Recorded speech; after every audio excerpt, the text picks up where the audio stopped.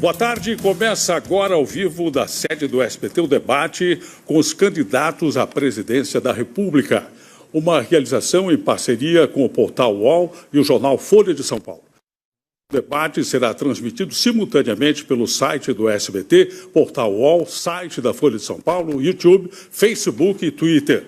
Você, telespectador, pode participar da nossa sala digital por meio da hashtag DebateSBT. Participam desse debate os seguintes candidatos: Guilherme Boulos, do PSOL, Ciro Gomes, do PDT, Cabo Daciolo, do Patriota, Geraldo Alckmin, do PSDB, Álvaro Dias, do Podemos, Marina Silva, da Rede, Fernando Haddad, do PT e Henrique Meirelles, do MDB. O candidato que se sentir pessoalmente ofendido poderá pedir o direito de resposta e cada situação será avaliada pela comissão jurídica da organização deste nosso debate. E cada direito de resposta, se for concedido, terá duração de 1 minuto. O candidato Jair Bolsonaro, do PSL, que sofreu um ataque durante um evento de campanha, está internado e, por isso, não pôde comparecer a este debate. O debate terá 3 blocos e você vai conhecer agora as normas desta primeira parte. Candidato pergunta para candidato em ordem pré-definida por sorteio. Cada candidato faz uma pergunta e cada participante só pode ser escolhido uma vez para responder. O autor da pergunta tem direito à réplica e o candidato escolhido tem direito à tréplica. A pergunta terá duração de 30 segundos, resposta 1 minuto e 15 segundos, réplica de 30 segundos e a tréplica de 45 segundos. Eu gostaria de pedir a gentileza a todos os senhores da plateia não se manifestarem durante o debate em respeito às normas do debate, aos candidatos aqui presentes e também aos nossos telespectadores. De acordo com o sorteio, a primeira pergunta é de Guilherme Boulos, do PSOL. Candidato, boa tarde. O senhor pode escolher para quem vai a pergunta e perguntar 30 segundos para a pergunta. Boa tarde, Nascimento. Vou perguntar ao candidato Geraldo Alckmin. Alckmin, eu sou professor e dei aula durante o seu governo. Faltava giz na sala de aula, faltava papel higiênico no banheiro das escolas, professores desvalorizados. Até escola você quis fechar e os estudantes secundaristas não deixaram. O IDEB mostrou agora o resultado desastroso dessa política.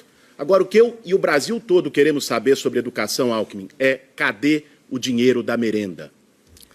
Olha, primeiro cumprimentar aqui o Nascimento e cumprimentar a candidata, os candidatos, e dizer 3 coisas. Primeiro, São Paulo cresceu no IDEB no primeiro ciclo. Cresceu no IDEB no segundo ciclo, perdeu 0,1 no ensino médio, mas os nossos melhores alunos que fazem vestibulinho estão no Paula Souza. Então, o INEP e o MEC deveriam, na próxima prova, permitir que eles também pudessem ser avaliados. São Paulo tem a melhor rede de ensino técnico e tecnológico da América Latina, as ETECs e FATECs, as melhores universidades do país. Nós não fechamos nenhuma escola, nós tínhamos 5 milhões de alunos. Hoje temos 3,8 milhões de alunos. Há uma mudança demográfica. Então, tem lugar que falta escola que nós construímos, e construímos em grande quantidade. E tem lugar que a escola não tem aluno. Nós precisamos aproveitar esse prédio para a pré-escola, para a EMEI, onde faltam vagas. Então, uma visão corporativa, como sempre, distante do interesse público, é meu dever aproveitar bem os recursos públicos. 30 segundos para a réplica. Curioso que o Alckmin não falou da merenda. Espero que possa falar na sua tréplica. Onde está o dinheiro da merenda? Agora, Alckmin, a gente sabe muito bem, você apresenta um paraíso aí que não existe. E a gente sabe que, apesar de alguns te chamarem assim, você não é nenhum santo. Nós sabemos que não é apenas a questão da merenda, é o escândalo do trem-salão, é o escândalo do rodoanel, é o escândalo do metrô. Eu e meu partido não temos rabo preso. E o sentimento do povo nas ruas, Alckmin, é que você é o Sérgio Cabral que não está preso. Olha, esse é o nível do candidato que representa, né, candidato a presidente da República. Eu tenho 40 anos de vida pública, sempre trabalhei, não fui desocupado, não invadi propriedade, não tenho nenhuma condenação, 40 anos de vida pública, vida limpa. A merenda escolar fomos nós que descobrimos, a Polícia Civil de São Paulo e o Ministério Público. Não tem ninguém envolvido, isso ocorreu em 5 estados. Uma lei feita para comprar 30% de agricultura familiar, você não tem como comprar de 1 por 1, compra de cooperativa. Quem entregava, ao invés de pegar da agricultura familiar, entregava de grandes estelionatários que foram punidos, nada a ver com o governo. O governo não teve um prejuízo. Obrigado. Agora, o candidato Ciro Gomes, do PDT, será o segundo a participar. Por favor, candidato, escolha para quem vai a sua pergunta e, na sequência, pode perguntar 30 segundos. Fernando Haddad. Haddad, o Brasil, como você sabe, é um país muito grande. E nessa grandeza do Brasil há uma diversidade profunda. Você pode encontrar uma verdadeira Califórnia, ali ao redor de Lucas do Rio Verde, do meu amigo Piveta, né, lá no Mato Grosso, mas pode encontrar também um semiárido onde falta tudo, até mesmo água. E isso exige que o presidente da República conheça o Brasil. Qual é a sua proposta para o desenvolvimento regional? Bom, agradeço a pergunta do Ciro Gomes, fico feliz com o seu restabelecimento, saúdo a sua presença aqui. Queria dizer que talvez eu tenha sido, dos ministros do governo Lula, e você participou do governo Lula, o ministro que mais andou pelo país por uma razão. Eu levei universidades federais para 126 municípios do país, que não tinham oportunidade educacional. Levei institutos federais, os chamados IF ou IFES, para 214 cidades do país. A quantidade de creches que nós construímos pelo Pró-Infância, uma coisa extraordinária por todo o país. Eu entreguei praticamente 1.500 unidades no país. Fora ônibus escolar para a população rural que andava de pau de arara, banda larga para todas as escolas urbanas, de maneira que eu rodei o país com o presidente Lula e conheço o Brasil. Nós fizemos um inventário agora das obras paradas. Tem 2.800 obras paradas no país, em geral de logística, ou seja, para baratear o custo da produção. São estradas de ferro, estradas de rodagem, linhas de transmissão, energia renovável. E nós vamos retomar essas obras para o desenvolvimento acelerar. 30 segundos para a réplica. O Brasil precisa, de fato, de um presidente que conheça profundamente os detalhes da sua geografia econômica. Senão não vai entender a importância de se fazer energia em Roraima, onde estamos dependentes da Venezuela, o arco metropolitano do Recife, ou a adutora do Agreste, a adutora do Oeste, em Pernambuco, a ferrovia Oeste-Leste na Bahia, concluir a Transnordestina, concluir o projeto São Francisco, enfim, duplicar a BR-116 na chegada de Rio Grande, onde está a metade sul do Rio Grande do Sul, que mais empobreceu no país. A sua tréplica, por favor, 45 segundos. Ciro, todas essas obras que você elencou, elas estavam no PAC e foram paralisadas justamente no governo Temer, que aprovou uma emenda constitucional exótica. Ele simplesmente congelou o gasto público por 20 anos. O que acabou acontecendo? Comprimiu o investimento. Fez isso com a ajuda, inclusive, da base aliada, contando com o PSDB, que aprovou essa mesma emenda constitucional. Assim, nós não vamos longe, porque para gerar empregos, nós precisamos de várias coisas. Primeiro, uma reforma bancária. O banco paga 6 quando você deposita, cobra 100 quando você toma. Segundo, uma reforma tributária. E o terceiro, uma reforma fiscal para recuperar o investimento público e gerar empregos. Muito obrigado. Candidato Cabo Daciolo, do Patriota, é o terceiro a perguntar. Candidato, por favor, escolha para quem vai a sua pergunta e pode fazê-la. Ciro.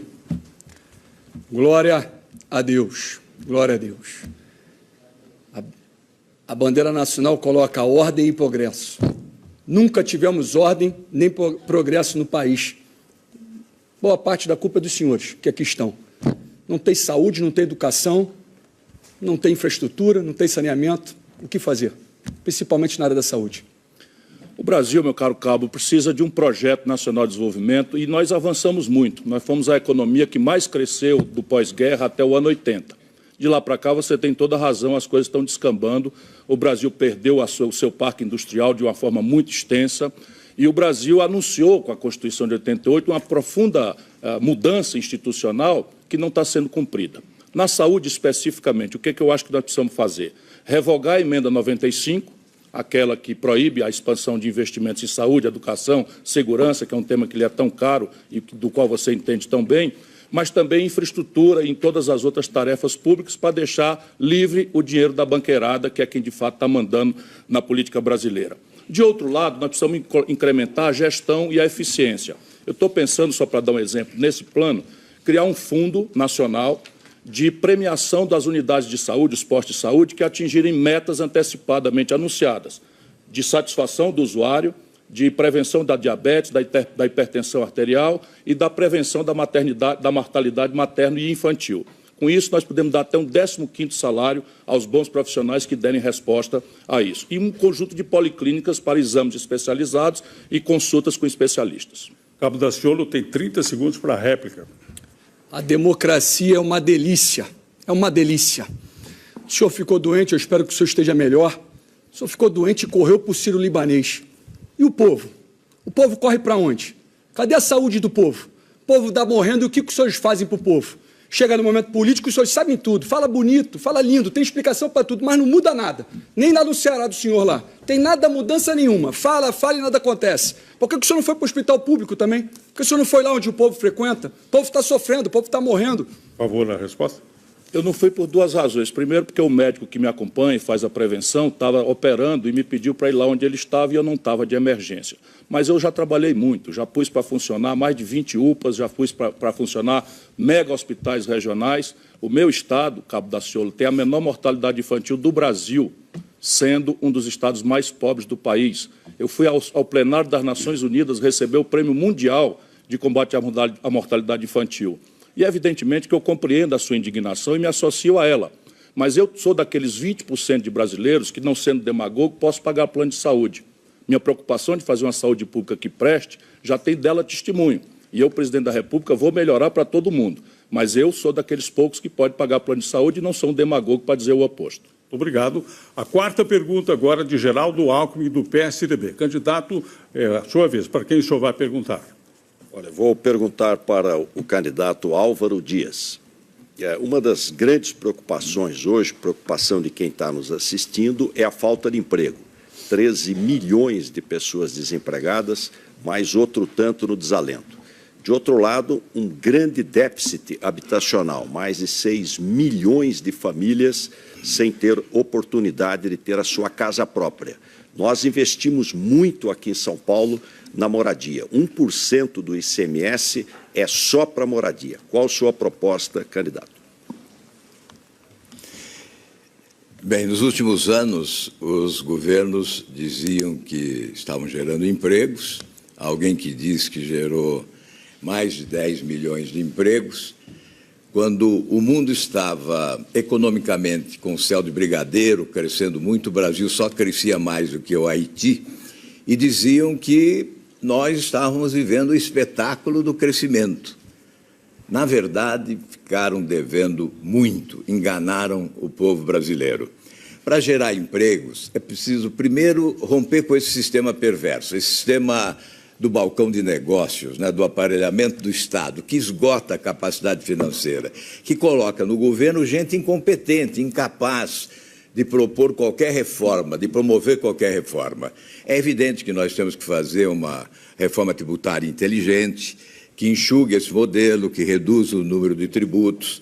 É evidente que temos que desburocratizar, oferecer uma regulação competente, segurança jurídica, combater corrupção para atrair os investimentos que se foram expulsos pela corrupção do nosso país. Assim geraremos emprego e cresceremos. Candidato Alckmin, a réplica de 30 segundos. Olha, uma das maneiras mais rápidas de gerar emprego é através da construção civil. Nossa meta é construir 3 milhões de moradias para as famílias de menor renda que não têm a sua moradia. Em São Paulo fizemos a primeira PPP do país, trazendo as pessoas para morarem mais perto do centro, mais perto do trabalho, um sucesso a parceria pública-privada, complementamos o Minha Casa Minha Vida e um programa próprio do Estado. Então, 3 milhões de unidades habitacionais, 5 milhões de empregos na construção civil. Candidato Álvaro Dias, 45 segundos para a tréplica. Como nós vamos romper com esse sistema corrupto do balcão de negócio, eu tenho coragem de apresentar uma proposta. Caso contrário, eu não teria. Ao lado do meu vice-presidente Paulo Rabelo de Castro, nós temos um plano de entregar a documentação de 5 milhões de imóveis irregulares hoje, em favelas, loteamentos e área rural. Certamente, investiremos no indivíduo como cidadão. Ele terá a casa própria, morando com dignidade e segurança. Terá acesso a saneamento básico, a água tratada, a energia. Não será um cidadão amedrontado, correndo o risco do despejo a qualquer momento. Serão 5 milhões de moradias legalizadas. Muito bom. A quinta pergunta deste bloco é também de Álvaro Dias, que acabou de falar, do Podemos. Candidato, por favor, a quem dirige a sua pergunta? Eu vou dirigir ao Meirelles, que está lá no outro extremo. Eu acompanhei nesses anos como senador esse desmanche das finanças públicas brasileiras quando o senhor estava no governo, com empréstimos a grandes empreiteiras, aos campeões nacionais e a países para obras no exterior com recursos do BNDES que saíram do Tesouro Nacional. 478 bilhões, 13% de juros para que o BNDES emprestasse a 3% a 6%. O senhor continuará praticando essa política? Em primeiro lugar, eu quero agradecer o SBT, não só pelo debate, mas pelo horário do debate e que permite a todos assistirem e acompanhar, mesmo quem não tem condições de assistir o debate mais tarde, por razões de ter que levantar muito cedo. Eu gostaria de dizer que enfrentei o problema dos empréstimos do Tesouro ao BNDES de frente, ao contrário de muita gente que só conversa. Eu, como ministro da Fazenda, nós tomamos como primeira medida cobrar do BNDES 100 bilhões de reais, que foram devolvidos ao Tesouro Nacional dos 500 bilhões que tinham sido emprestados pelo governo anterior. E, a partir daí, fomos em frente. Agora, um dos problemas dessa eleição é exatamente isso. Ficam todos fugindo das propostas objetivas e fica-se discutindo coisas que são importantes, mas que deveriam ser periferais. Candidato Álvaro Dias, 30 segundos para a réplica. Importante não, muito importante. Os senhores alimentaram ditaduras corruptas e sanguinárias com dinheiro público do Brasil. Emprestaram de 3% a 6% e o povo brasileiro é obrigado, na equalização das taxas de juros, a pagar 342 bilhões de reais até 2040. Isso é um crime de lesa pátria que os senhores praticaram. O que o senhor tem a dizer, voltando ao governo, vai recuperar isso, vai devolver isso ao povo brasileiro? Eu acredito que o candidato ou não ouviu ou fez de conta que não ouviu. Eu disse que, quando estava no Ministério da Fazenda, eu não emprestei recursos ao BNDES, muito pelo contrário, eu cobrei do BNDES. Nós diminuímos o total de empréstimos do Tesouro Nacional ao BNDES, que era a minha responsabilidade. Eu era ministro da Fazenda, não era presidente do BNDES e nem ocupava outro cargo. E, nessa função, não só diminuímos o déficit público, diminuímos as despesas e, principalmente, recuperamos muitos empréstimos que estavam, inclusive, emprestados para outros países, como Venezuela e etc. Rigor com a finança pública. Obrigado. Agora é a vez de perguntar Marina Silva, da Rede. Candidato, por favor, para quem vai a sua pergunta. Guilherme Boulos.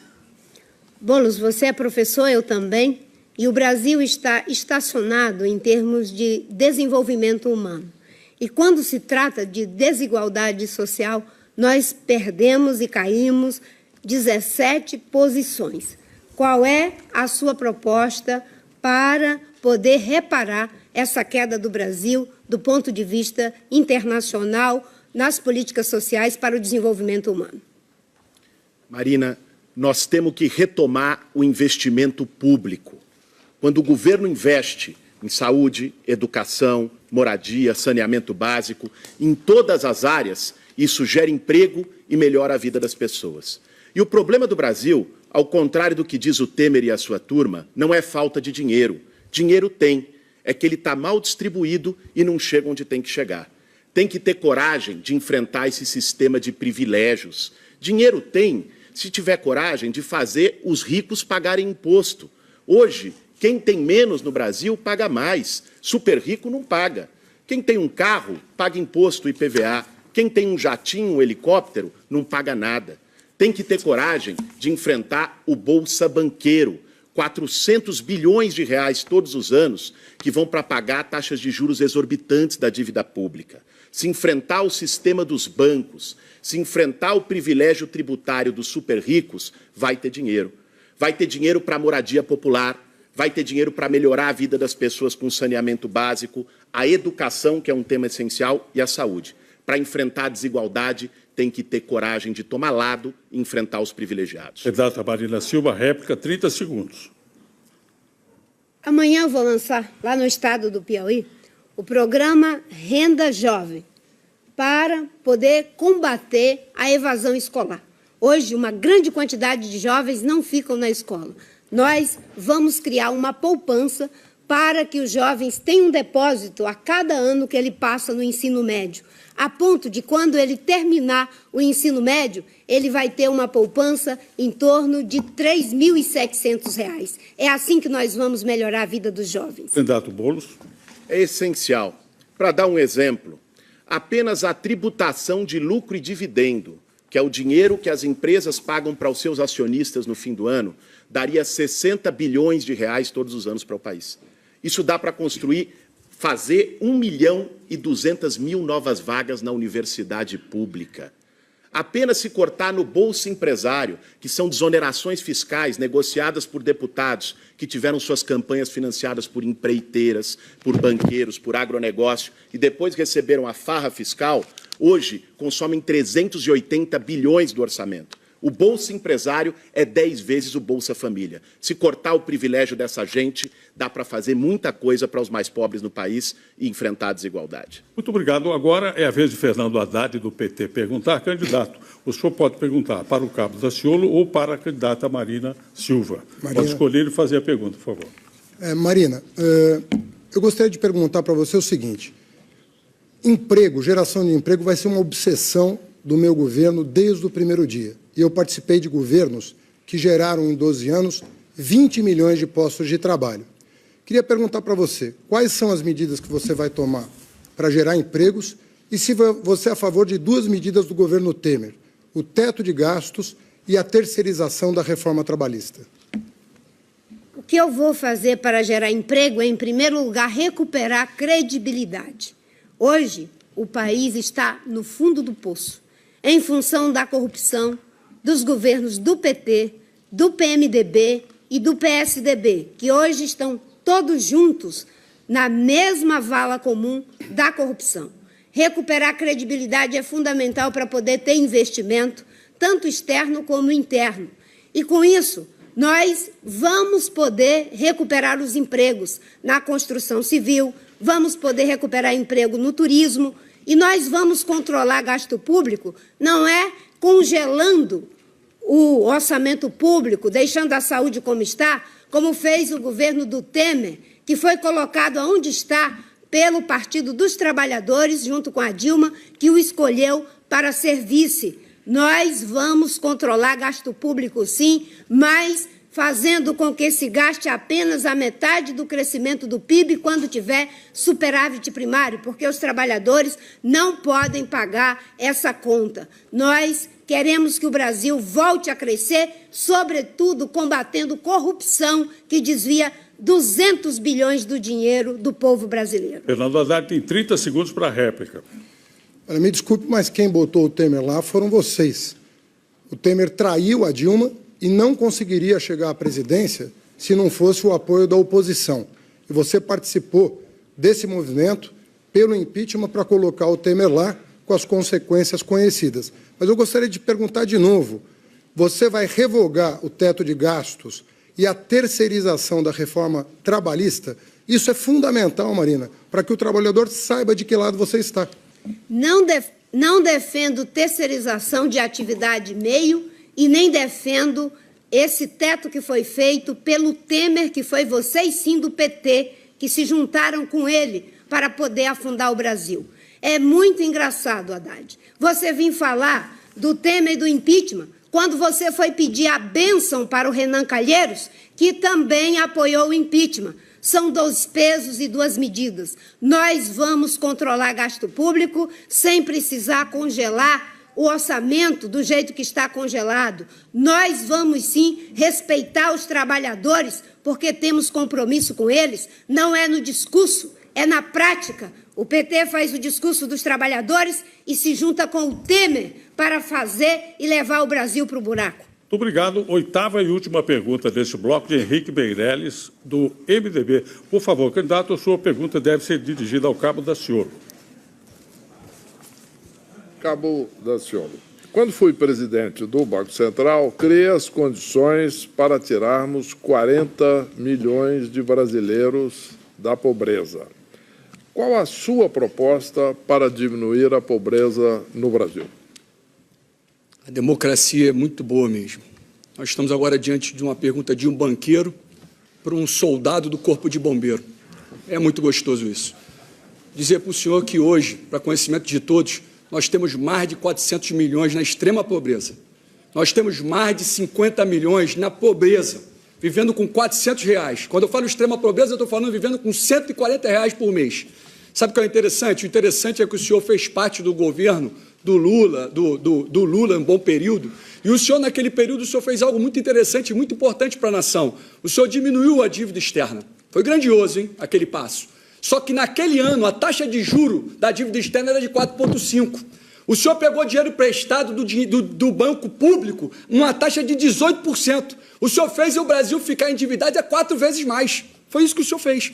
Esse que é o cenário que nós estamos vivendo no nosso país. Infelizmente, o que acontece é que o senhor e os banqueiros do Brasil ficam roubando a nação e matando o nosso povo. Só que isso vai mudar. E eu acredito, para a honra e glória do Senhor Jesus, que no futuro bem próximo, o senhor e muitos outros vão aceitar o Senhor Jesus como libertador e salvador da vida e vão começar a tratar o próximo da maneira que gostaria de ser tratado. E aí começa a mudança e a transformação. Tira o povo da pobreza. Candidato Meirelles, a réplica, 30 segundos. Cabo, se você continuar querendo ser candidato a presidente nas próximas eleições, você vai ter que estudar um pouco mais. Você vai descobrir, inclusive, que eu nunca fui banqueiro, eu fui bancário, eu trabalhei em banco, cheguei a uma posição de presidente do banco por mérito próprio e muito trabalho. Criamos, sim, oportunidade para 10 milhões de pessoas começaram a trabalhar no governo do Lula. E agora vamos criar 10 milhões de empregos no meu governo nos próximos 4 anos. Cabo Daciolo, 45 segundos. Só tem um jeito do povo voltar a trabalhar. Nós tivemos um período maravilhoso para a nação brasileira que foi de 2006 a 2010. Foi o momento que o governo federal, a União, investiu em infraestrutura e saneamento do nosso país. Foi no momento do PAC. Alguma coisa estava acontecendo verdadeiro. Nesse momento, a máquina oxigenou. E até mesmo os empresários privados começaram a colocar dinheiro. Foi um momento de crescimento. Infelizmente, o senhor agora, junto com o senhor Temer, no governo dele agora, entrou com as reformas. O que mudou a reforma para o povo brasileiro? O senhor entrou com uma reforma trabalhista, só tirando tudo do povo. Entrou com teto de gasto, acabando com o povo durante 20 anos. Quero dizer que eu vou revogá-las. Vou revogar e vamos fazer o crescimento e o povo vai sair dessa lama. E nós vamos pegar todos os corruptos e vamos prender. Vamos guardar os verdadeiros bandidos e vamos tirar o deles e botar para o povo. Muito bem, muito obrigado. Encerramos aqui o primeiro bloco. Na segunda parte do debate, jornalistas do SBT, Folha de São Paulo e UOL farão perguntas para os candidatos. Esse debate também é transmitido pelo site do SBT, pelo portal UOL e site da Folha de São Paulo. Voltaremos em instantes. SBT, eleições 2018. Primeiro bloco aqui do debate UOL, Folha de São Paulo e SBT. Estou aqui com o professor Carlos Melo, do INSPER, cientista político, também blogueiro do UOL. Como é que é a sua avaliação sobre este primeiro bloco do debate entre os candidatos à presidência? O motor está aquecendo, né? Naquela direção do que nós comentávamos na abertura. Veja, a primeira pergunta do debate foi de Ciro Gomes a Fernando Haddad. Ciro Gomes tentando acertar Fernando Haddad, desgastar Fernando Haddad, porque disputa o eleitor de Fernando Haddad. Quando Haddad teve a oportunidade, faz um jogo onde cita o governo Temer, mais a colaboração do PSDB. Para Haddad é importante que Geraldo Alckmin não cresça, que não vá para o segundo turno. Também é interessante que Guilherme Boulos, que está à esquerda, mas será um aliado de Haddad no segundo turno, também tem aberto as suas baterias contra Geraldo Alckmin. Então, o jogo está se dando daquela forma como nós pensamos. Um ataque a Haddad revidando em direção ao governo Temer e em direção ao PSDB. É justamente aquilo que a gente vê nos números das pesquisas. Faz todo sentido. Nesse momento, a gente está a 10 dias do primeiro turno, a gente vai começar a perceber quem dará apoio, por exemplo, para Bolsonaro e Haddad, que são possivelmente os candidatos pelas pesquisas que irão ao segundo turno. Isso a gente já começa a perceber agora? Essa pergunta do Guilherme Boulos parece ter vindo nessa direção, né? Desgasta o Geraldo Alckmin. Guilherme Boulos tira votos de Geraldo Alckmin? Não, mas impede que votos de Jair Bolsonaro, por exemplo, possam migrar para Geraldo Alckmin. Ao mesmo tempo, é interessante essa fala do Cabo Daciolo no final. O Cabo Daciolo, você não sabe exatamente por onde ele vai, mas ele tentando se colocar, batendo em Henrique Meirelles, faz um gesto em direção aos interesses de Fernando Haddad. Não acho que haja ali nenhum tipo de combinação, mas essas aproximações elas vão se dando quase que espontaneamente. O presidente Temer foi citado, como você disse, em relação a Alckmin, mas também em relação ao PT, né? É um presidente que tem uma popularidade baixa nesse momento, está sendo usado como recurso também. O presidente Temer se transformou no grande sparring nacional, Judas em Sábado de Aleluia. Todo mundo bate, a popularidade dele é muito pequena, foi um governo muito desgastante e ninguém quer aparecer do lado dele. Veja, nem Henrique Meirelles, que é do MDB e que foi ministro de Michel Temer. Era de se esperar. Os candidatos agora, nesse próximo bloco, vão ser provocados pelos jornalistas que estão aqui da Folha de São Paulo, do SBT e do UOL, e provavelmente vão ter aí momentos um pouco mais delicados. Eles estão correspondendo ao que você esperava por enquanto? Por enquanto sim. O debate está seguindo o rumo normal dos debates anteriores e agora tende a esquentar. Vamos ver. Voltamos. Estamos de volta com o debate com os candidatos à presidência da República e neste bloco nós teremos a participação de jornalistas do SBT, do jornal Folha de São Paulo e também do portal UOL. Você, telespectador, também pode acompanhar tudo pelo site do SBT, portal UOL, Folha de São Paulo, YouTube, Facebook e Twitter. Participe com a hashtag DebateSBT. Lembrando que o candidato Jair Bolsonaro, do PSL, não pôde comparecer a esse debate porque ainda se recupera do ataque que sofreu durante um evento de campanha há 20 dias. Vamos agora às normas deste segundo bloco. Boa noite, Nascimento. Boa noite a todos. A minha pergunta é para o candidato Ciro Gomes. Boa noite, candidato. Espero que o senhor esteja se recuperando bem da sua cirurgia. Se o senhor vencer a eleição, a gestão Ciro Gomes terá quadros do PT em cargos de confiança e ministérios? Se eu ganhar as eleições, eu vou compor o meu governo assim como eu compus os governos que eu já dirigi. Fui prefeito de Fortaleza, fui governador do Ceará, que são a 5ª maior cidade e o 8º estado brasileiros. E o que eu fiz foi buscar metade dos meus auxiliares, e pretendo fazê-lo como presidente, serem mulheres. Quero que todos tenham excelência técnica e todos tenham compromisso com a decência, assinarão um termo de comprometimento com um conjunto de códigos e regras de comportamento, que já foram replicados também no meu governo. E quero que eles tenham adensamento político tanto quanto possível. Não digo necessariamente partidário, adensamento político. Mas eu, francamente, se puder governar sem o PT, eu prefiro.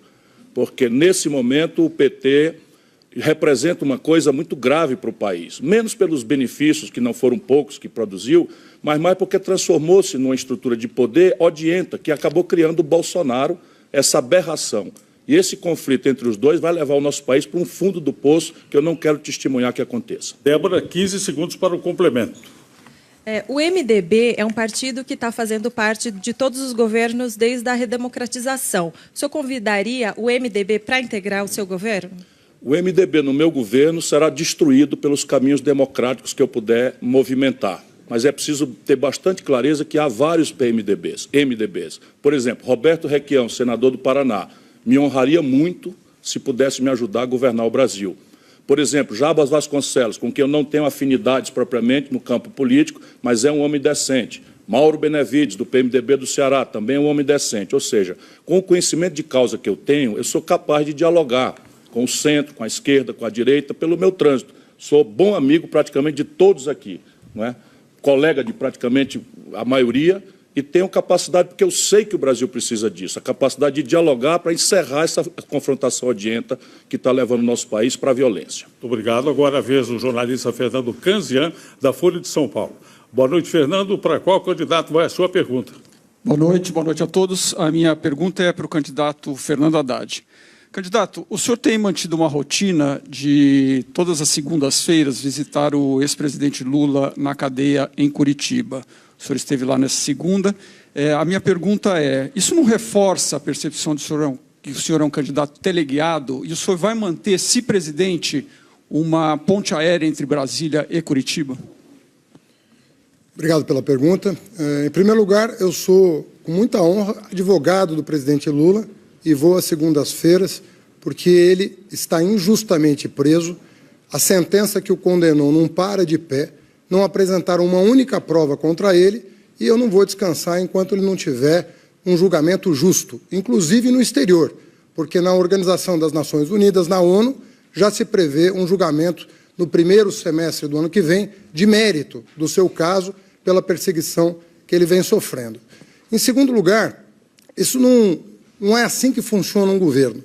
Um governo é composto por várias forças políticas que assinam um compromisso com o programa aprovado nas urnas. Acabo de ver o Ciro Gomes dizer que não pretende governar com o PT, mas poucos meses atrás me convidava para vice-presidente na sua chapa e chamava essa chapa de Dream Team, o time dos sonhos. Então não é assim que se faz política, demonizando quem não está junto com você circunstancialmente. Obrigado. Canzian, 15 segundos para o seu complemento. Agora, algumas candidaturas, inclusive o senhor, criticam o candidato Jair Bolsonaro de ter um assessor econômico, Paulo Guedes, chamado de posto Ipiranga. O Lula não está funcionando como um posto Ipiranga para o senhor também? Olha, quem responde... eu fui coordenador do plano de governo, que era para ser do Lula. Nós lutamos até os 47 minutos do segundo tempo para que o Lula fosse candidato. E fui eu que coordenei o plano de governo do presidente Lula, que agora é o meu plano de governo. E o meu compromisso é com o plano de governo que está registrado no Tribunal Superior Eleitoral. E toda aliança que eu vier a fazer no governo terá um pressuposto. Eu não vou demonizar ninguém. Eu vou perguntar para deputados e senadores se concordam com aquela plataforma. Porque aquela plataforma vai tirar o Brasil da crise, como nós fizemos em 2002. Quem mais gerou oportunidades nesse país foram os nossos governos e o Brasil vai voltar a ser feliz de novo a partir de janeiro. Obrigado. Agora a participação do jornalista Diogo Pinheiro, do portal UOL. Diogo, boa noite e, por favor, a sua pergunta. Boa noite, Nascimento, candidatos. Boa noite a todos. Minha pergunta é para o candidato Geraldo Alckmin. Candidato, o presidente de honra do seu partido, Fernando Henrique Cardoso, divulgou uma carta pregando a união dos partidos, dos candidatos de centro, contra a polarização da esquerda e da direita nesta eleição. Uma reunião que contaria com a presença do senhor, da candidata Marina, do candidato Meireles, do candidato Álvaro Dias, chegou a ser agendada, mas não aconteceu. O senhor desistiria da candidatura a favor dos colegas ou acha que eles devem desistir em prol da sua candidatura? Olha, o presidente Fernando Henrique fez um documento não dirigido aos partidos nem às pessoas, mas ao eleitorado, dizendo que precisamos evitar a marcha da insensatez. De um lado, a volta do PT, que levou o país a 13 milhões de desempregados, com uma irresponsabilidade na questão das contas públicas, um projeto de poder, só de ganhar a eleição. O Brasil é secundário, né? Então, evitar que o PT volte ao poder, de outro lado, evitar também a insensatez de um candidato que não tem as menores condições, que representa o que há de mais atrasado na política brasileira, com uma intolerância num país, né, tão plural como é o Brasil. É natural que as demais candidaturas são legítimas, nós jamais criaríamos esse constrangimento, mas acho que o eleitor vai nessa reta final, nesses 10 dias, fazer uma reflexão e nós estamos otimistas. Diogo Pinheiro, 15 segundos. Se o senhor não pretende desistir, imagino que o senhor terá que se acostumar até o final da campanha em ver no noticiário político-policial diariamente integrantes do PSDB ou de governos tucanos citados em casos de corrupção. Como combater a corrupção no Brasil se não consegue contê-la no próprio partido? Olha, todos os partidos estão fragilizados, nós não passamos a mão na cabeça de ninguém, quem errou, paga. Ninguém está acima da lei. Nós não somos como outros partidos que ficam tentando desmoralizar instituições. Nós queremos instituições fortes, todos estão subordinados à lei, quem errou paga por isso. Agora, eu quero ser presidente e reunir-se em uma grande aliança, porque o Brasil só vai mudar com as reformas, só faz reformas se tiver maioria, o resto é conversa fiada, e eu quero falar com você que está nos assistindo, que nós vamos trabalhar para recuperar a economia, o Brasil voltar a ter confiança, fazer reformas, gerar emprego, ter governo que funcione, desburocratize, destrave a economia. Jornalista Débora Bergamasco, do SBT, fará a segunda pergunta. Por favor, Débora. Minha próxima pergunta é para o candidato Guilherme Boulos. Candidato, o senhor defende muito a participação popular nas decisões do governo, a convocação de plebiscitos e referendos. E o senhor também defende o uso recreativo de algumas drogas. Eu queria saber se o senhor levaria esse tema para a consulta popular. Primeiro, Débora, boa tarde a você e dizer que nós defendemos a participação popular, antes de tudo, porque esse sistema político está podre. O sistema político brasileiro é o do toma lá, dá cá. Quem chega lá negocia cargo e ministério em troca de apoio no parlamento. Esse sistema fez um partido como o PMDB, que nunca ganhou uma eleição presidencial, está em todos os governos. Com a gente, não. Nós vamos, pela primeira vez na história desse país, botar o PMDB na oposição.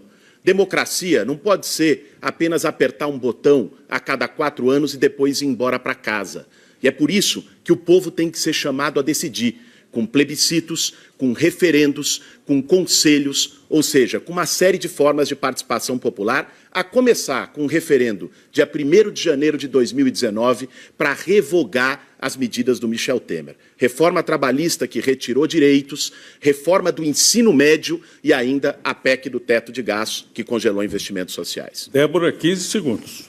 E um referendo, uma consulta popular ou um plebiscito para o uso recreativo de drogas, considerando que o senhor precisa da aprovação do Congresso para aprovar o chamamento de um referendo ou plebiscito? Eu acredito na participação popular e acredito que isso deve ser feito com um diálogo com a sociedade. Levaria, sim, questões como essa a referendo, quebrando preconceitos.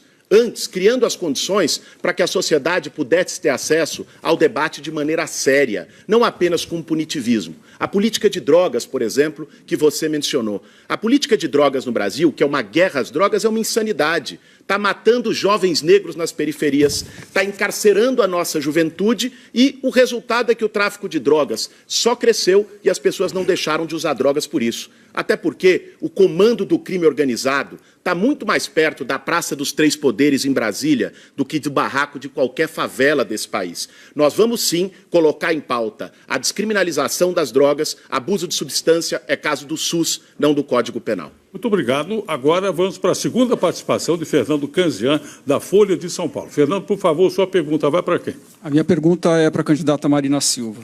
Candidata, a senhora defendeu o impeachment em 2016 e apoiou a candidatura do senador Aécio Neves em 2014.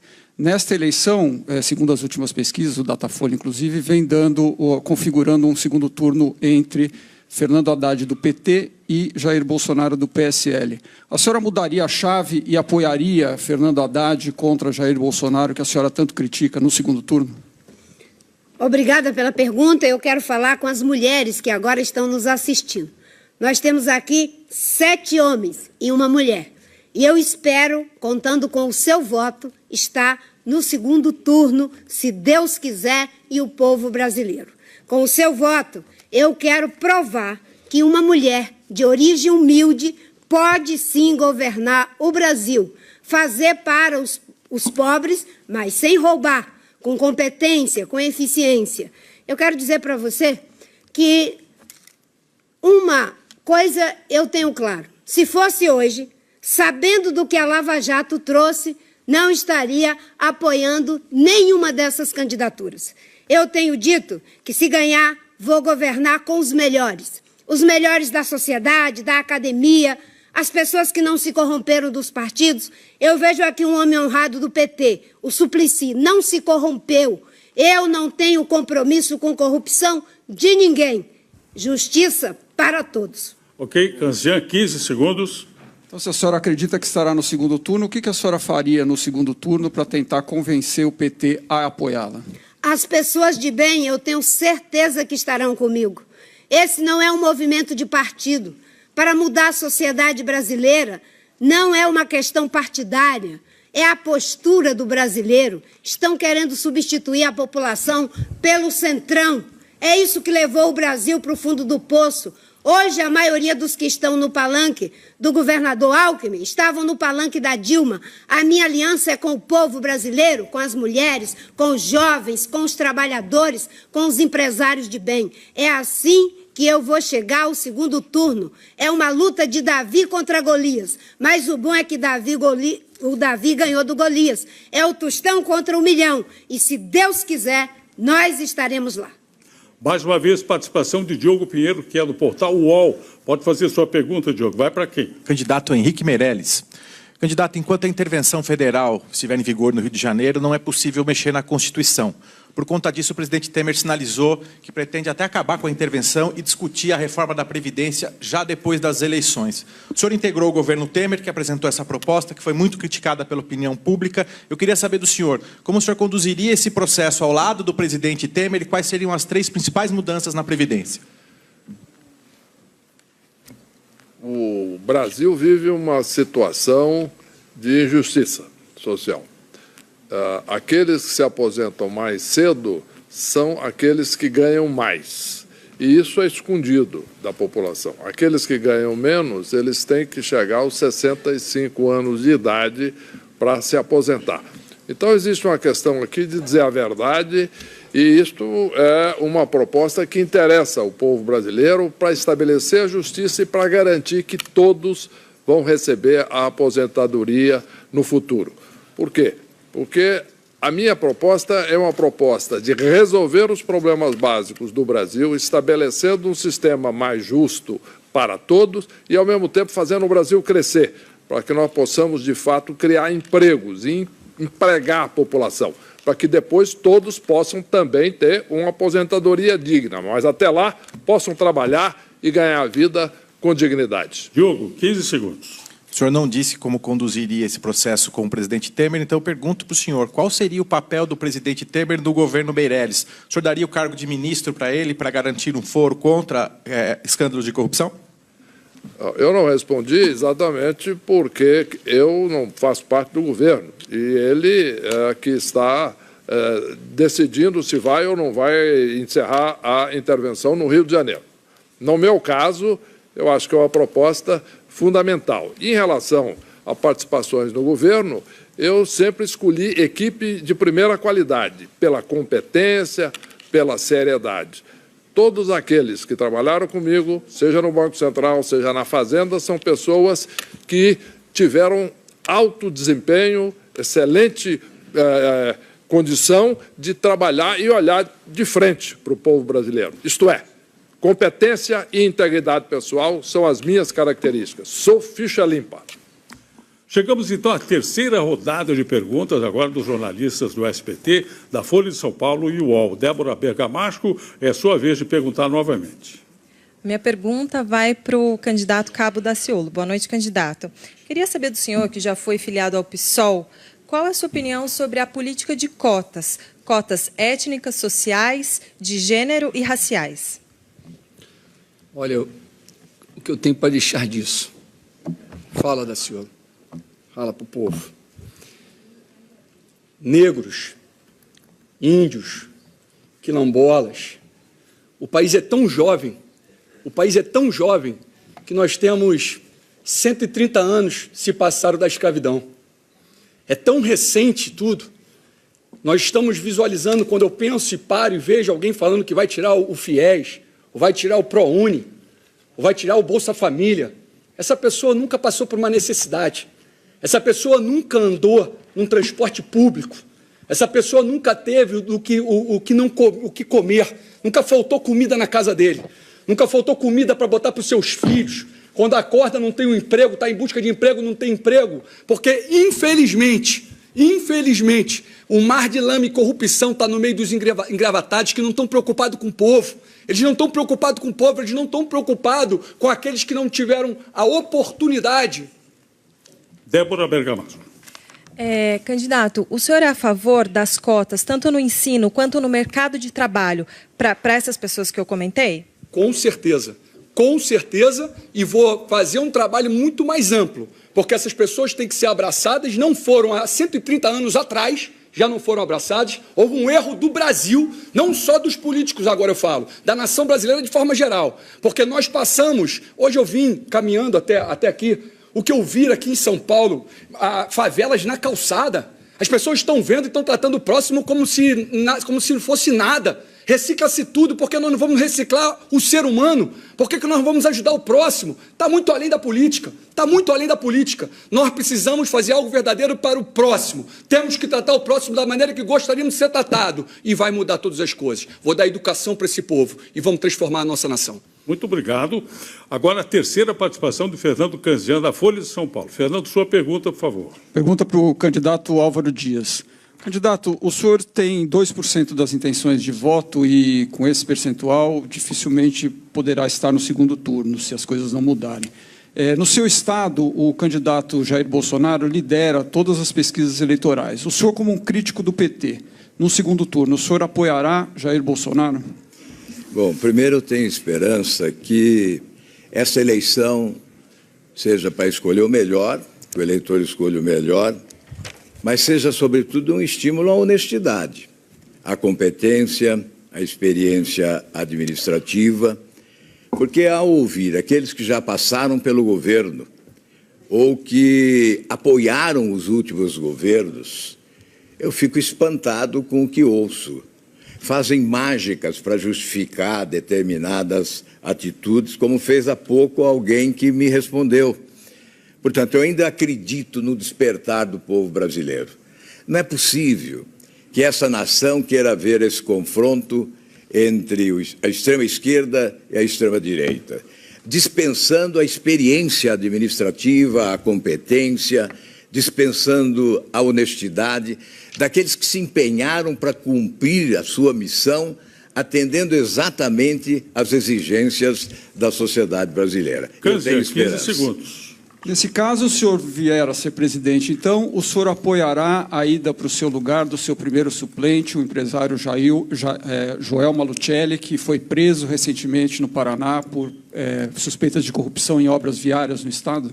Ele já encaminhou à mesa do Senado, veja como as pessoas são diferentes, ele já encaminhou à mesa do Senado uma carta abrindo mão da possibilidade de assumir o Senado enquanto esse impasse não for dirimido, enquanto não houver conclusão desse inquérito. Agora, o que nós queremos evitar é a volta de uma organização criminosa ao poder no país, porque há um rastro de sangue no itinerário percorrido por aqueles que governaram o Brasil nos últimos anos.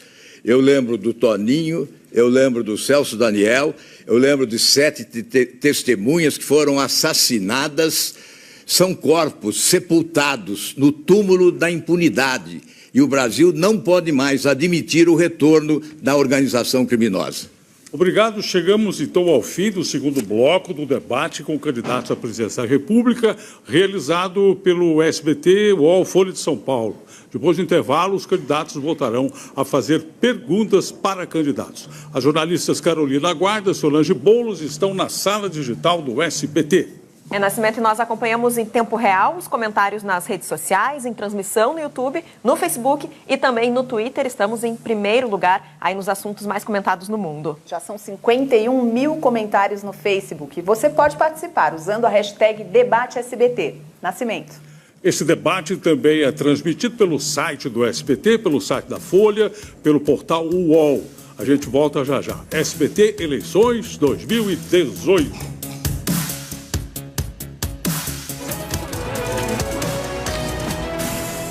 Desculpa, gente, um probleminha no áudio aqui. A gente volta ao vivo de dentro do estúdio do SBT, onde acabou de acontecer o segundo bloco no debate dos candidatos à presidência. Professor Carlos Mello, o que o senhor acha desse momento em que eles responderam aos jornalistas? Olha, em primeiro lugar, os jornalistas fizeram perguntas bastante interessantes, tiraram da zona de conforto, colocaram os candidatos em contradição, né, em relação ao segundo turno, em relação a padrinhos, em relação às suas relações pessoais com outros políticos. Isso foi bastante interessante. Agora, tem dois pontos nesse bloco que me chamaram a atenção. Primeiro, o Ciro Gomes dizendo que não teria o PT no governo. Olha, ele quer os votos de Fernando Haddad, ele quer os votos do lulismo, mas ele mostra que também quer os votos do antipetismo. Né? Política é ambiguidade, né? Transitar nessa ambiguidade é sempre muito difícil. Agora, é interessante, no campo onde está o PT que Ciro pode tirar os votos dele, mas ele percebe que há espaço também para entrar com um discurso em relação àqueles que não são petistas e que não querem a volta do PT.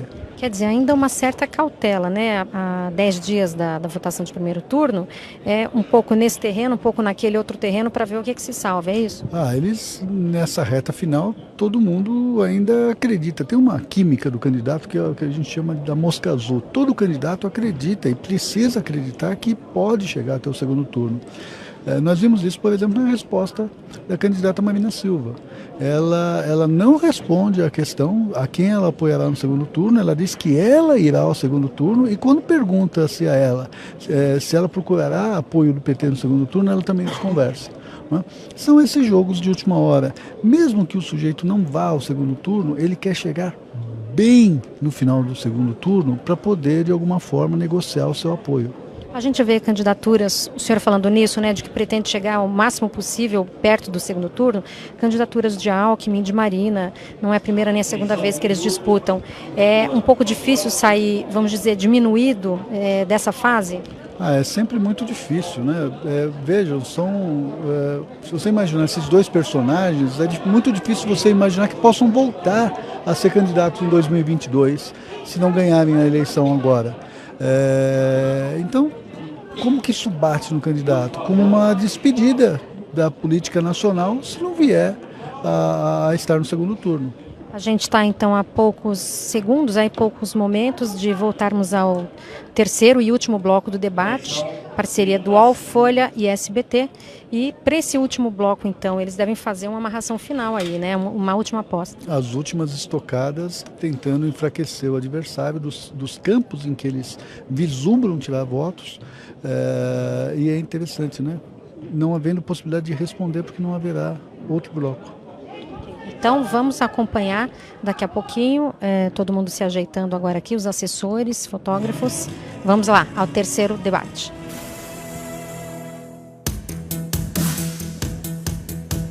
E vamos então para o terceiro bloco do debate promovido pelo SBT, a Folha de São Paulo, o portal UOL. Agora, os candidatos voltarão a fazer perguntas entre si. Você, telespectador, pode acompanhar tudo pelo site do SBT, pelo site da Folha, pelo portal UOL, YouTube, Facebook, Twitter. Participe com a hashtag DebateSBT. Mais uma vez, eu gostaria de lembrar que o candidato Jair Bolsonaro, do PSL, não compareceu a esse debate porque ainda se recupera do ataque sofrido durante um evento de campanha. Essas são as normas deste terceiro bloco.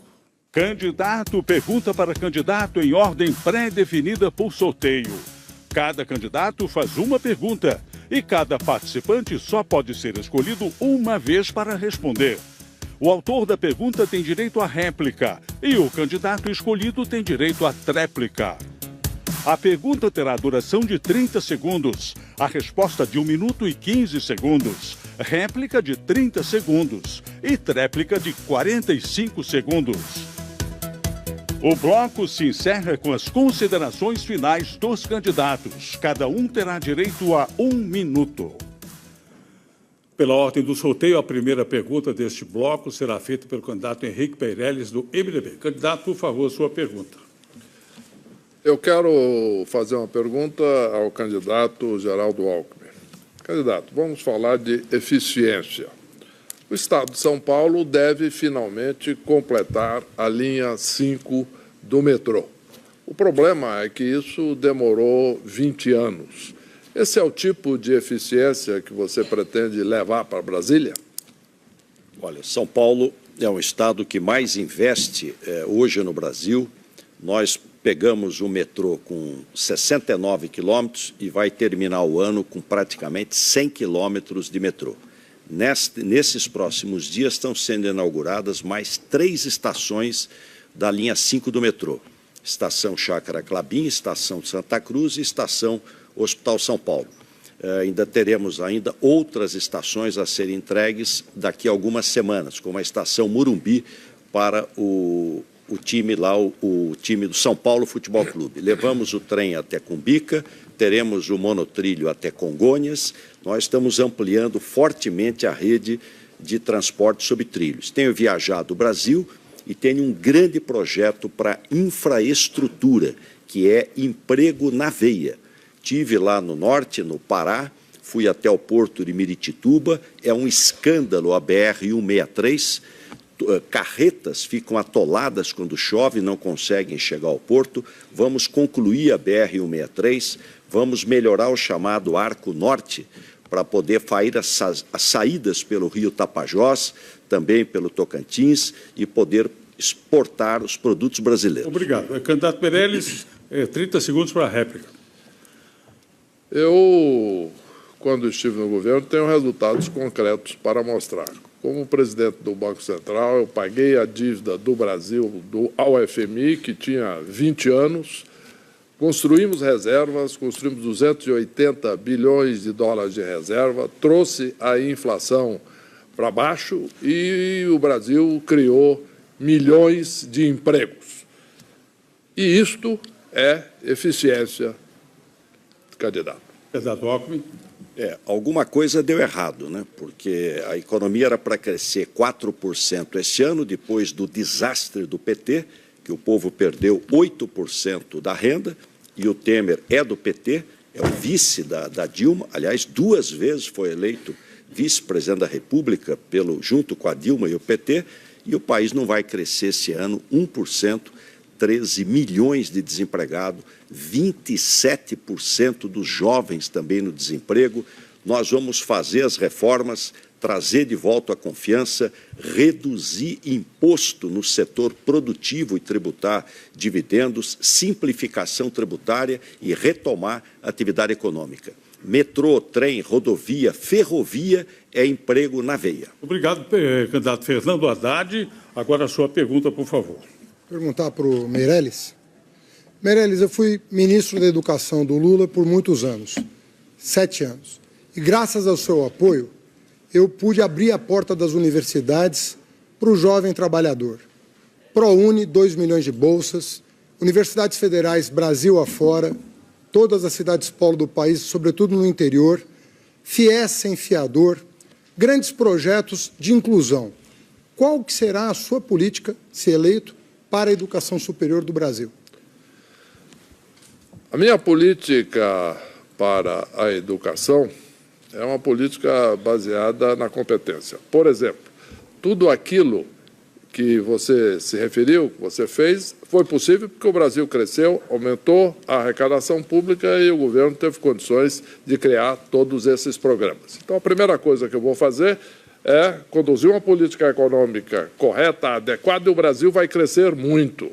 O Brasil não só vai criar 10 milhões de empregos, mas o Brasil vai fazer mais, vai aumentar a arrecadação, e aí nós vamos poder, sim, criar mais universidades e melhorar a qualidade das universidades e a qualidade do ensino, porque isto é um dos problemas que hoje os estudantes enfrentam quando saem da escola, do ensino médio ou do ensino profissionalizante ou principalmente da universidade. Então, nós vamos aumentar a qualidade, investindo fortemente e melhorando a qualidade dos professores e demanda de desempenho. É importante que o estudante exerça o seu direito de aprender, não apenas o direito de passar de ano. E, em relação ao ProUni, nós vamos estender o ProUni também para as creches, para que as mães e os pais possam trabalhar quando é necessário, deixando a criança na creche. A réplica de Fernando Haddad, por favor. Eu agradeço os elogios, mas nós temos visões um pouco diferentes. Para ampliar o público universitário, nós temos que investir muito no ensino médio. O ensino médio é a atribuição dos governadores. E mesmo um estado rico como São Paulo, deixa muito a desejar. São Paulo caiu muito no ranking do Enem e do IDEB. O que nós vamos fazer? Nós vamos pegar cada escola de ensino médio federal, cada uma delas vai ter que adotar em cogestão escolas estaduais de baixo desempenho, porque aí assim mais jovens ascenderão para a universidade. A tréplica, candidato Meirelles, 45 segundos. Candidato Haddad, é importante você estudar bem o que aconteceu naquele período, porque estudando bem, você vai entender que isto tudo só foi possível, o aumento da arrecadação e os investimentos, porque houve uma política competente econômica, que existia alguém na presidência do Banco Central que estava criando todas as condições para o Brasil crescer, e para o Brasil crescer muito. Então, agora, eleito presidente da República, nós vamos criar, de fato, todas as condições para o Brasil crescer muito, melhorar a sua vida, você ter emprego, você ter renda e, aí sim, ter dinheiro para o ensino básico, para o ensino fundamental e também para o ensino universitário. A pergunta agora da candidata Marina Silva, da Rede. Por favor, candidata. Minha pergunta é para o candidato Álvaro Dias. Álvaro, 40% dos lares brasileiros hoje são liderados por mulheres. Mulheres corajosas, trabalhadoras, que estão batalhando e defendendo seus filhos, suas famílias, com muita dificuldade. Hoje, o maior desemprego é sobre elas. Qual é a sua proposta para que as mulheres possam recuperar o emprego e combater os preconceitos?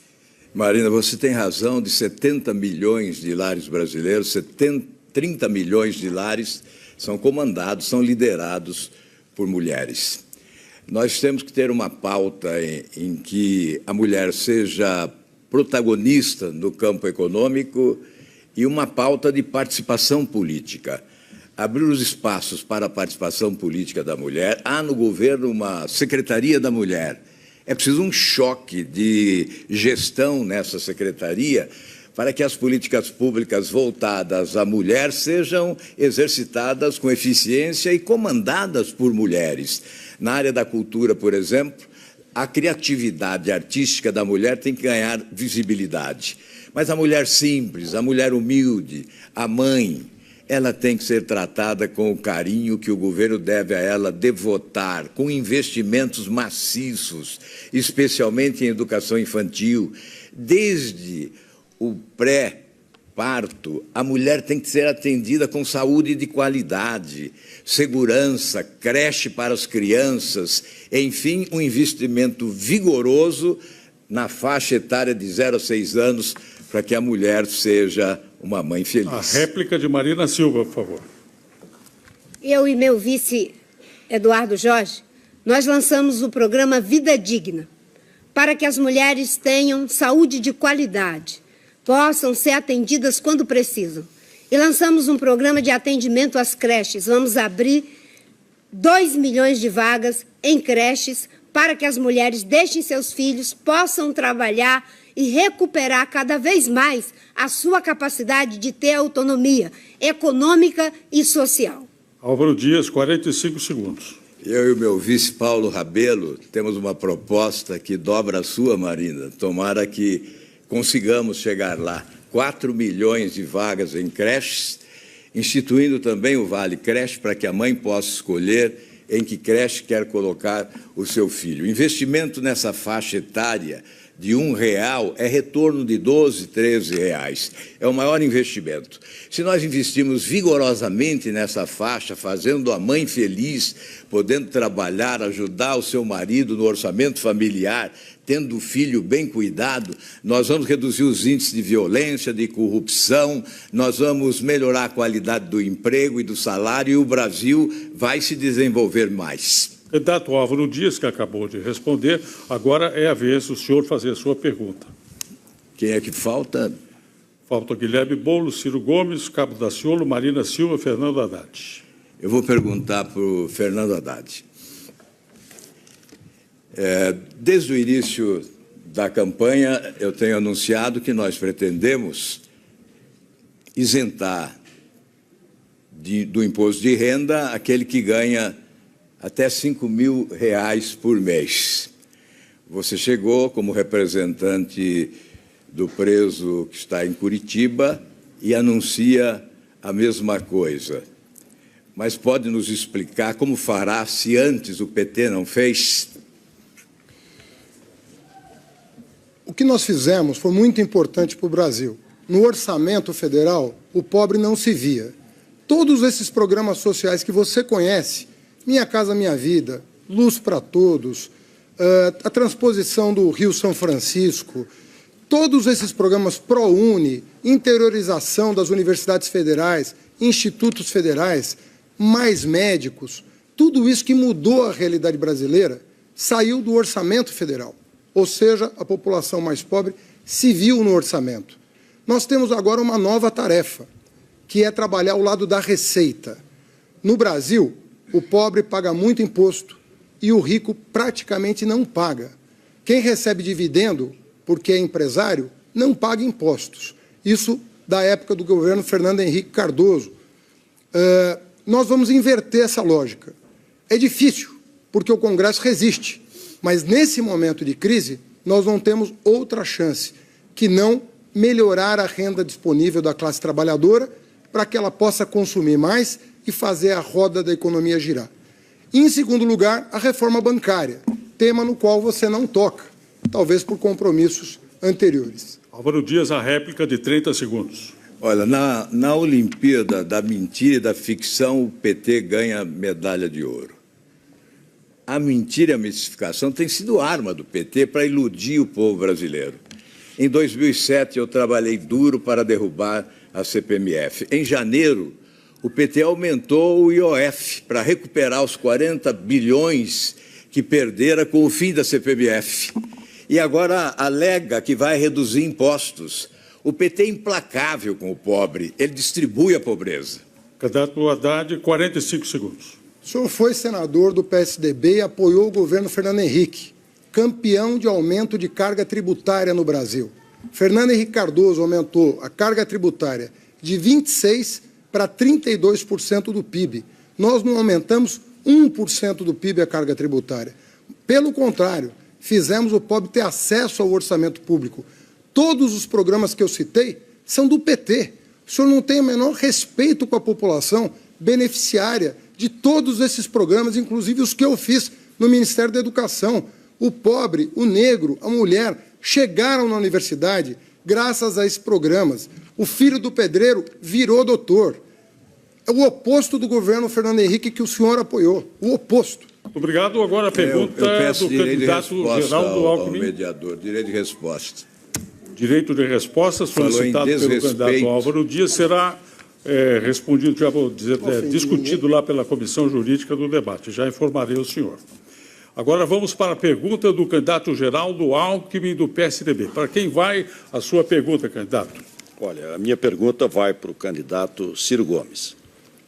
O Ciro foi até secretário da Saúde do Estado do Ceará e hoje uma grande preocupação da população é a saúde. A população ficando mais idosa, a medicina mais cara, mais sofisticada, como é que a gente consegue melhorar? São Paulo nós fizemos 16 hospitais novos e 23 ambulatórios médicos de especialidades para poder avançar mais na saúde. Sua proposta, candidato?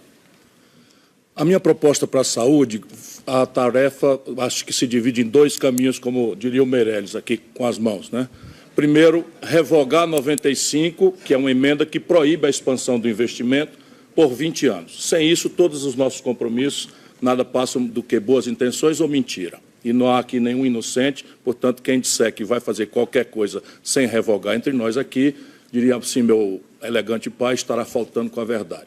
A segunda questão é entender, basicamente, como é que nós podemos dar eficiência à atenção básica e à prevenção, afora todo um conjunto de outras providências que passam do saneamento básico até os hospitais mais sofisticados. Mas duas coisas são prioritárias. Uma, a prevenção na unidade básica de saúde. O que é que eu quero fazer? Criar um fundo de 4 bilhões de reais para distribuir R$100 mil de prêmio para cada unidade de saúde, ou seja, cada posto de saúde, que atinja metas de prevenção da maternidade, da mortalidade materna e infantil e prevenção de diabetes, prevenção de hipertensão e satisfação do usuário. Ou seja, o usuário com a sua identidade protegida vai dizer se foi bem atendido.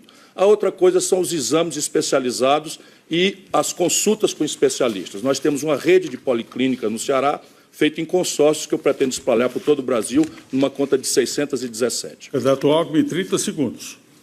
Olha, nós vamos investir muito no atendimento primário de saúde, que tem que melhorar a sua resolutividade, saneamento básico. 3 coisas levaram a vida da população no Brasil: água tratada, vacina e antibiótico.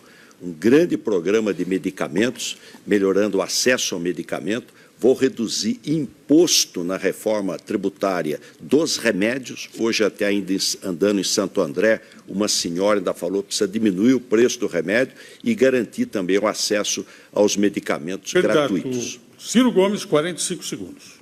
Para além dessas providências que eu já anunciei, é necessário também que o Brasil fortaleça uma indústria da saúde. Os remédios são muito caros, os atendimentos são crescentemente muito caros, porque, inacreditável e criminosamente, ao longo dos últimos 15 anos, o Brasil simplesmente perdeu a capacidade de industrializar os produtos que precisamos. Só para o brasileiro ter ideia, esse ano nós estamos gastando mais de 15 bilhões de dólares, o que chega perto de 50 bilhões de reais, gerando emprego nos Estados Unidos e na Europa, comprando prótese, cama de hospital, remédios, fármacos, químicos, etc. Portanto, fazer saúde mais barata significa também produzir no Brasil aquilo que, com dinheiro do brasileiro, nós estamos comprando de fora, gerando os empregos aqui. Obrigado. Eu gostaria de informar a todos e ao candidato Álvaro Dias que o seu pedido de direito de resposta a Fernando Haddad foi negado. Vamos agora para a pergunta do candidato Cabo Daciolo, do Patriota. Por favor, Cabo Daciolo, a sua pergunta. Por gentileza, quais são os candidatos que eu tenho para perguntar aqui? O senhor pode perguntar para Guilherme Boulos ou Marina Silva? Eu vou falar com a Marina. Candidata Marina, nós tivemos há pouco o fundo partidário e o fundo eleitoral. O que você pode dizer sobre o fundo partidário e o fundo eleitoral e também sobre a reforma da Previdência? O fundo partidário e o fundo eleitoral estão exagerados. É dinheiro público em grande quantidade para as campanhas políticas. Eu defendo o financiamento público de campanha, mas não na quantidade que foi aprovado pelos grandes partidos, PT, PSDB, PMDB e DEM, para se perpetuarem no poder. O fundo partidário e o fundo eleitoral não precisam ser milionários. E nós temos que mobilizar a sociedade para que ela possa contribuir para as campanhas. Em relação à nossa postura diante dessas questões de financiamento público de campanha, nós da Rede temos muito claro que o financiamento deve ser transparente, que a população brasileira não deve se render a essa lógica do Caixa 2. Por isso que nós somos contra o Caixa 2 e vamos criminalizar o Caixa 2, que graçou nas campanhas do PT, do PMDB, do PSDB, durante as eleições de 2014, principalmente, que foi desvendado pela Lava Jato. Candidato Cabo Daciolo, 30 segundos para a réplica. Nação brasileira, eu estou falando de 2.600. 2.600.000. 2.600. Que saiu da saúde, que saiu da educação, tirou do povo. Nós nem aceitamos esse dinheiro. Nós tivemos o Meirelles gastando 43 milhões na sua campanha, nós gastamos R$700. Previdência, nós vamos revogar. Vamos revogar. Ou melhor, ela nem entrou, ela nem vai acontecer. Candidata Marina Silva, ela é 45 segundos para a tréplica, por favor. Glória. Nós estamos fazendo, nós da Rede, uma campanha franciscana.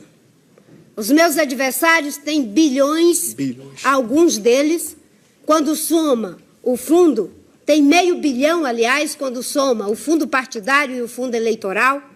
E nós estamos fazendo uma campanha com a contribuição da sociedade e um pouquinho do fundo eleitoral, porque eles tentaram evitar que o povo brasileiro faça a verdadeira mudança. O dinheiro que está sendo usado pelos grandes partidos é o que falta para você, mulher, ter a vacina do seu filho, o remédio no posto de saúde e a educação de qualidade para o seu filho. Nosso compromisso é com a transparência e o uso correto do dinheiro. Obrigado. A 7ª pergunta agora deste bloco de Ciro Gomes, do PDT. Candidato, a sua pergunta deve ser dirigida ao Guilherme Boulos. Guilherme, você que é o mais jovem aqui, não sei se o Daciolo é mais jovem, dos talentosos candidatos, ele é o mais jovem. Então, você que é o mais jovem, o jovem brasileiro tem um dilema absolutamente grave. Ele, por não ter experiência, não consegue um emprego. E por não ter a primeira oportunidade de trabalhar, não consegue ter experiência. Como é que você pretende encaminhar essa grave questão? Olha, Ciro, existem 3 questões fundamentais para a juventude. A primeira delas é viver. A nossa juventude está sendo assassinada, sobretudo a juventude pobre e negra nas periferias. Assassinada por um regime de segurança, um sistema de segurança que, na verdade, é o sistema que lucra com a morte, com o tráfico de armas e munições. Por isso, nós precisamos desmilitarizar as polícias, ter um outro modelo de segurança que reveja a política carcerária, a política de segurança pública e invista em prevenção e inteligência. Eu não quero que os nossos jovens tenham a sua primeira arma como tem hoje. Quero que tenham o primeiro emprego. Eu não quero construir presídios, eu quero construir escolas. A primeira questão é dar uma virada na política de segurança pública para que a nossa juventude possa viver, dar fim ao genocídio dos jovens negros nas periferias. Em relação ao emprego, é preciso dar oportunidades, retomando investimento público de verdade e efetivando a lei do jovem aprendiz, que já existe e, se fosse regulamentada e efetivada por esse governo, geraria de imediato 900 mil empregos, dando a primeira oportunidade de emprego ao jovem brasileiro. Candidato Ciro Gomes, 30 segundos. O meu compromisso é levar a escola em tempo integral para toda a juventude que está a partir do ensino fundamental 2 até o ensino médio. Nesse ensino médio, ele há que ser de tempo integral e profissionalizante, e no 3º ano, todos os jovens terão um estágio remunerado, pago pelo governo, nas empresas. Alguém pode achar que isso é um sonho e que isso é uma mirabolância. Não é. Isso já está acontecendo em uma de cada 3 escolas de nível médio do estado do Ceará, que é um dos estados mais pobres do Brasil. Se o Ceará pode, muito mais pode o Brasil. Candidato Boulos, 45 segundos para a tréplica. Precisamos falar também de educação. O jovem brasileiro precisa viver, o jovem brasileiro precisa trabalhar e o jovem brasileiro precisa ter a oportunidade de estudar. É fundamental que a gente amplie o acesso às universidades públicas no nosso país, amplie a política de cotas, de permanência estudantil e reveja esse modelo que hoje está dando dinheiro para as grandes corporações de ensino privado. O investimento no FIES é maior do que nas universidades públicas, além de endividar os jovens. Nós temos que construir um modelo de transição, fazer auditoria nas contas dessas corporações como a Croton e criar essas vagas na universidade pública, dando oportunidade que o jovem possa ter acesso ao ensino superior. Muito bem. A 8ª e última pergunta será de Guilherme Boulos, do PSOL, que deve dirigir a sua pergunta ao cabo Daciolo, por favor. Daciolo, as mulheres são a maioria da população brasileira e têm, historicamente, os seus direitos negados. Mesmo assim, tem candidato como Bolsonaro que acha que as mulheres têm direito demais. Ele defende que as mulheres ganhem menos que os homens e agora fez uma proposta em relação ao imposto de renda que vai fazer com que famílias que ganhem até 2 salários mínimos, a maioria chefiada por mulheres, tenham que pagar imposto de R$ 400. Você acha isso justo? Não, não acho isso justo. Não acho isso justo e quero deixar para a nação brasileira, mulheres da nação brasileira, na minha casa, na minha família, as mulheres são prioridade. E as mulheres vão ser prioridades também no meu governo. Vão fazer parte direto do nosso governo, vão estar conosco no nosso governo, 50% dos ministérios homens, 50% mulheres, com o mesmo salário, com o mesmo salário. E nós queremos elevar a moral das mulheres, porque as mulheres, elas têm uma dificuldade além dos homens, porque as crianças, os filhos, que muitas delas não têm como levar para a creche, não têm como botar na creche, estão lá com as mães, e elas ficam com os filhos e ainda vão trabalhar. E muitos de nós não reconhecemos isso. Mulheres no nosso governo vai ser muito bem valorizada, sim. Sim, eu quero aproveitar também que eu estou aqui com a presença da minha mãe, uma pessoa especial, e da minha esposa, uma pessoa especial. Mãe, eu te amo. Varô, eu te amo. Tá? E as mulheres brasileiras, amo todas vocês. E vou tratar todas as mulheres do Brasil com respeito. Cabo Daciolo, 51. Glória a Deus. Candidato Boulos, 30 segundos. Glória a Deus. Daciolo, a gente já estava com saudade de você aqui no debate. Amém. Mas eu acho que, além de amor, há uma questão que é a igualdade de oportunidades. Nós temos que apoiar a luta das mulheres por salário igual. Nós temos que apoiar a luta das mulheres contra a violência machista e pelo direito de decidir sobre seus corpos. As mulheres são a maioria da população brasileira e vão salvar o país do atraso. Mais da metade da população de mulheres rejeita Bolsonaro e vão estar nesse próximo sábado num grande ato por ele não. Cabo Daciolo, 45 segundos para a tréplica. Olha, um dos grandes motivos da nação estar nesse atraso total, fala-se que nós falamos ordem e progresso. Não tem ordem e não tem progresso nenhum. É justamente não darmos os valores para as mulheres brasileiras.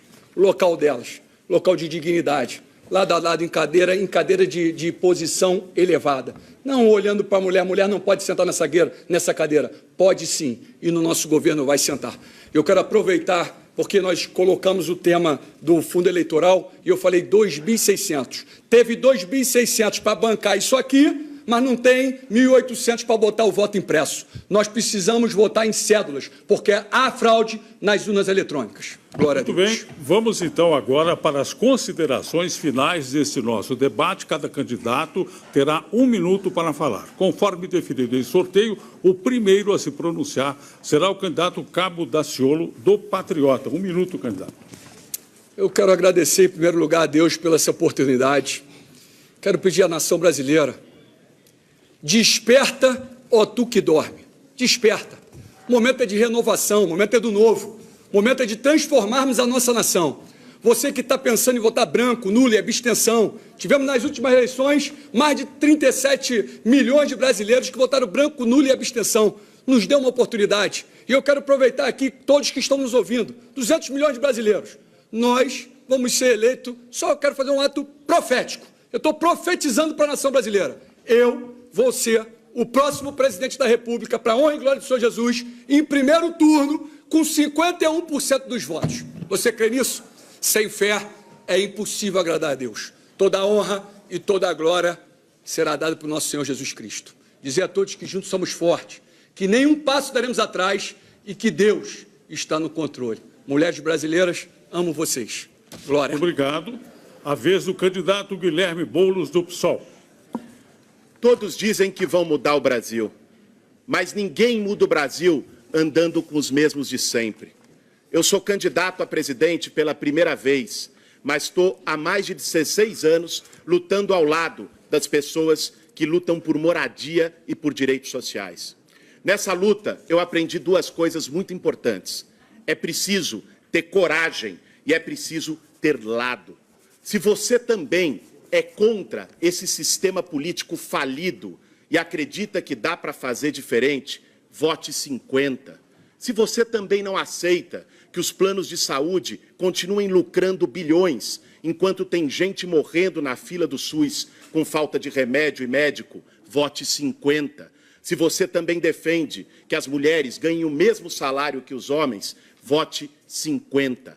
Contra o sistema, vote no que você acredita. Vote PSOL, vote Boulos 50. Muito obrigado. Agora as considerações finais do candidato Ciro Gomes, do PDT.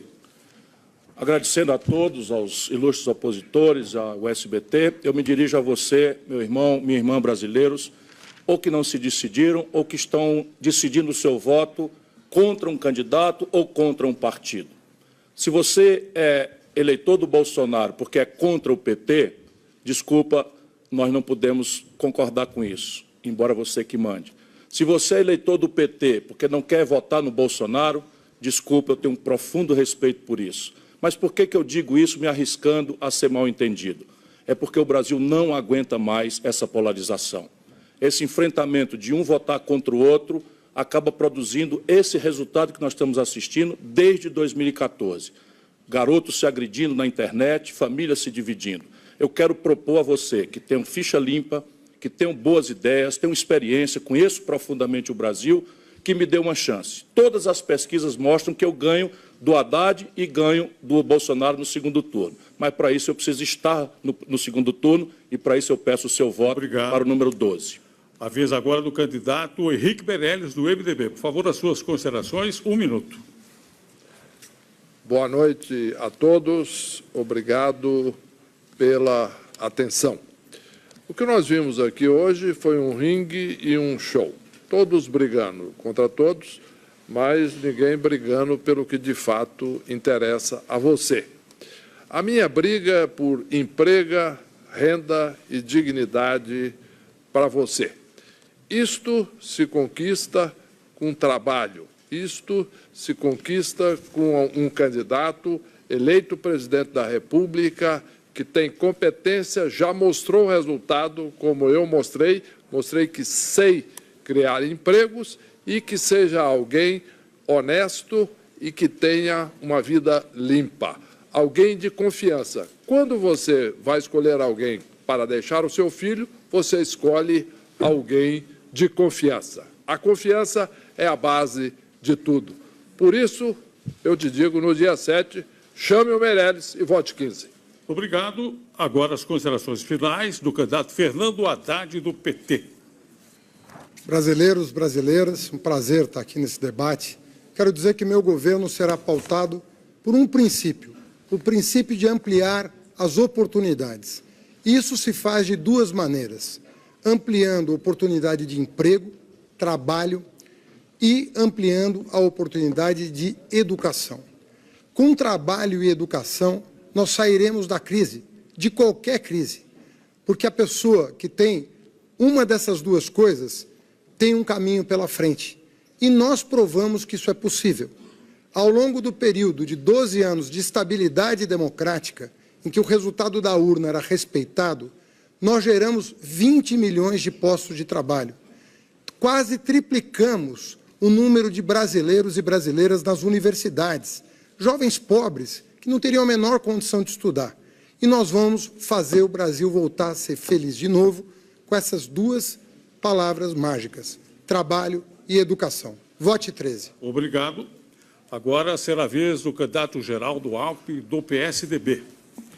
Quero agradecer a você que ficou conosco aqui ao longo deste debate, trazer uma palavra à família brasileira, dizendo que o Brasil ficou um país caro. Olha o preço do combustível, olha o preço do gás, olha o preço da energia elétrica, o emprego sumiu, 13 milhões de desempregados, não tem investimento, o Brasil tem pressa, não pode errar de novo, nem o PT voltar, que é o responsável por tudo isso, nem o candidato da discriminação, que não vai levar a não ser a violência, e mais da metade da população não quer nenhum nem outro.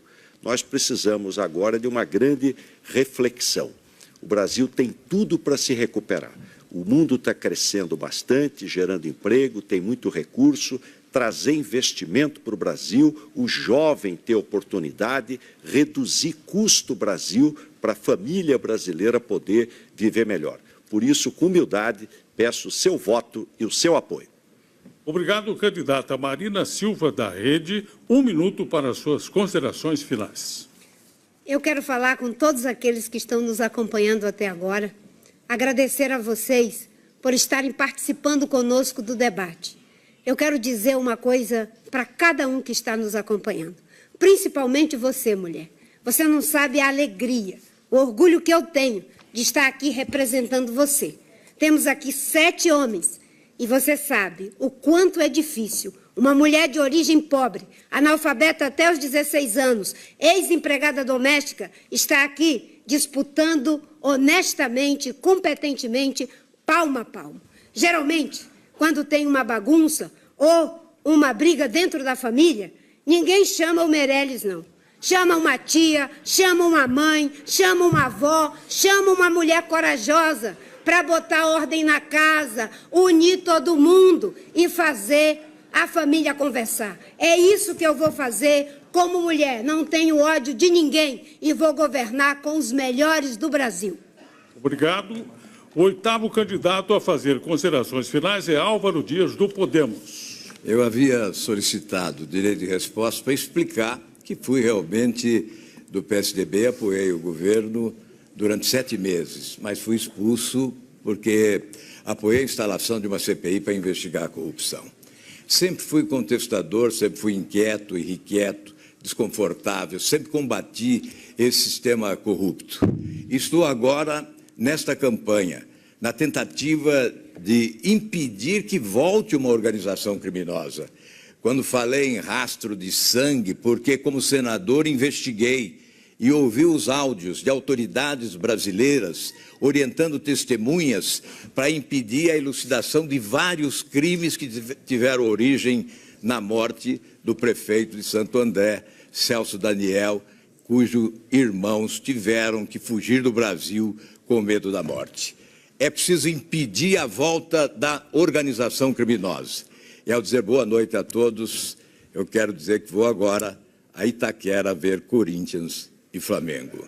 Boa noite. Bem, senhoras e senhores, em nome do SBT, do portal UOL, do jornal Folha de São Paulo, eu quero agradecer a participação dos senhores candidatos e também dos jornalistas aqui presentes. Esperamos que esse debate tenha ajudado você, eleitor, a conhecer melhor as propostas dos candidatos à presidência da República. As campanhas dos candidatos que passaram para o segundo turno já confirmaram a participação no debate que acontecerá no dia 17 de outubro, 15 para 6 da tarde. SBT Eleições 2018. Uma boa noite e fique agora com o SBT Brasil. Está muito alto.